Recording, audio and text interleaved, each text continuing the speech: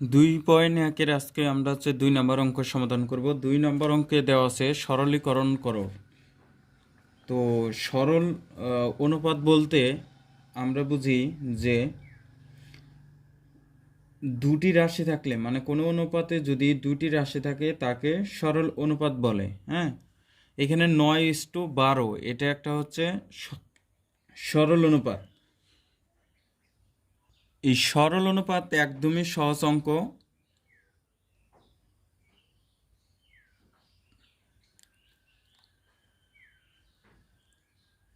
9:12 এটা একটা সরল অনুপাত। এটা এখন আমরা সরলীকরণ করব। তো সরলীকরণ বলতে প্রথম যেটা 9 এটা এটা হচ্ছে পূর্ব রাশি আর এটা হচ্ছে উত্তর রাশি।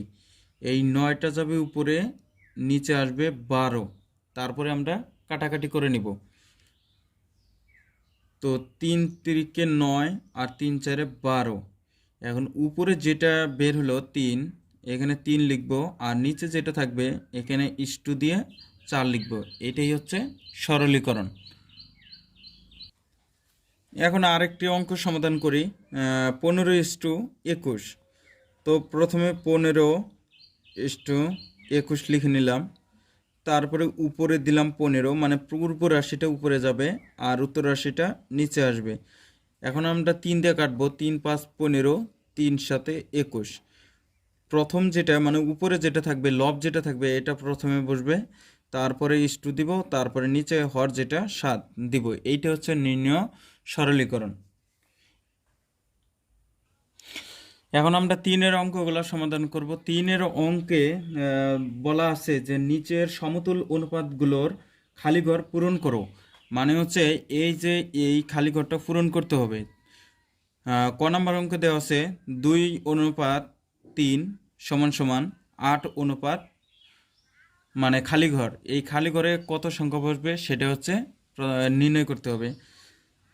তো যদি সমান চিহ্ন থাকে, এটা একটা সমীকরণ। যখন সমীকরণ থাকবে তখন আর আরেকটা সমীকরণ দেওয়া, মানে সমান চিহ্ন দেওয়া যাবে না। তখন কি লিখতে হবে? তখন বা লিখতে হবে। তারপরে এখন এই অঙ্কটা মানে 2:অনুপাত মানে হচ্ছে ভাগ। আমরা 2:3 এইভাবে লিখতে পারি। উপরে যদি 2 দেই, নিচে যদি 3 দেই, এইভাবেও লিখতে পারি। তারপরে সমান সমান প্রথম অংশটা উপরে যাবে, দ্বিতীয় অংশটা নিচে আসবে, এটা মনে রাখতে হবে। সেমভাবে এটাও 8 যাবে উপরে, নিচে এই ইস্টুর জন্য এটা কিন্তু একটা ভাগ, নিচে আসবে 8।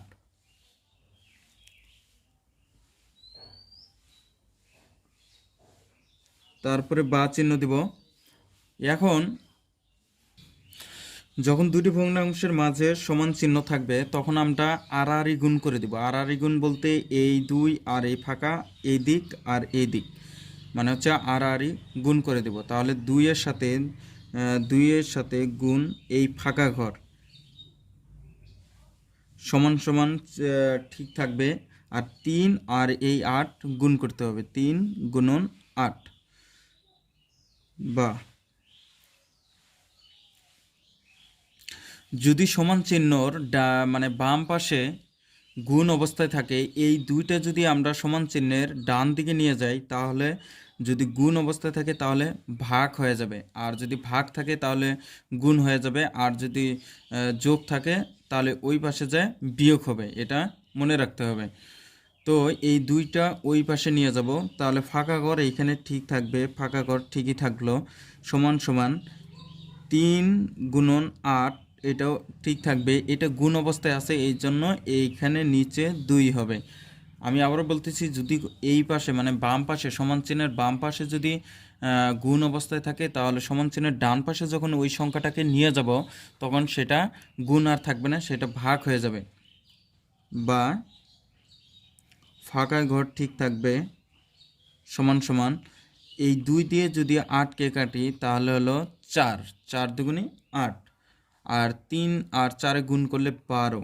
অতএব এই ফাঁকা ঘরে 2:3 = 8 এই ফাঁকা ঘরে 12 বসবে। এখন খ নাম্বার অঙ্কের সমাধান করব। তো ক যেভাবে সমাধান করছি, খটাই সেভাবেই সমাধান করব। প্রথমে বা দিব। বা দেওয়ার পরে এই ইষ্টগুলা ভাগ আকারে প্রকাশ করব।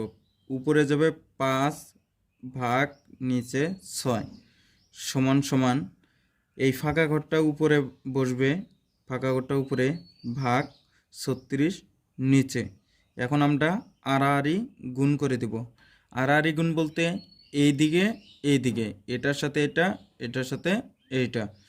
তাহলে প্রথমে যেটা আমাদের ফাঁকা ঘরটা নির্ণয় করতে হবে, তাহলে ফাঁকা ঘরটা আগে এখানে বসাবো। 6 গুণন ফাঁকা ঘর সমান সমান 5 গুণন 36, বা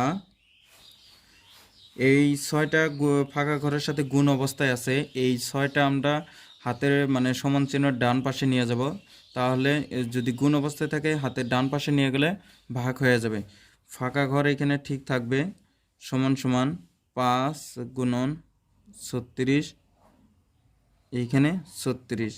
যদি 6 দিয়ে 36কে কাটি, 6 নং না 6 ছক্কে 36, বা ফাঁকা ঘর ঠিক থাকবে 5 আর 6 গুণ করলে 5 6 30। অতএব 5:6 সমান সমান এইখানে 30:36। এটাই হচ্ছে উত্তর। এইভাবেই সবগুলো অঙ্ক সমাধান করতে হবে।